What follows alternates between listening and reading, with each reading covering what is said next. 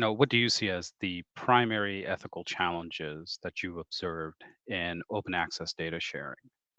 As I said, I'm going to answer primarily from a metadata perspective, and in my view, excuse me, and Ed, without wanting to put words in your mouth, I suspect you agree with me on this.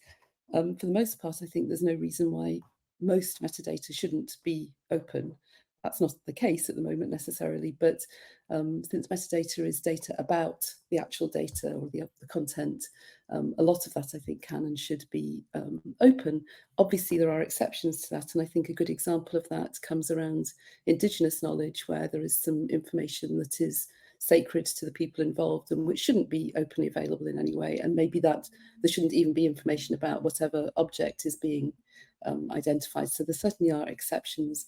I think there are also exceptions, for example, in environmental fields. If you're talking about somebody that some species that is close to extinction, you don't want to make it clear to everybody where that species is still surviving, so that people can come and potentially kill it or whatever. So there are definitely exceptions, but for the most part, I think that, to quote the FAIR data principles, which maybe some of you are familiar with already, about making data findable, accessible, interoperable, and reusable.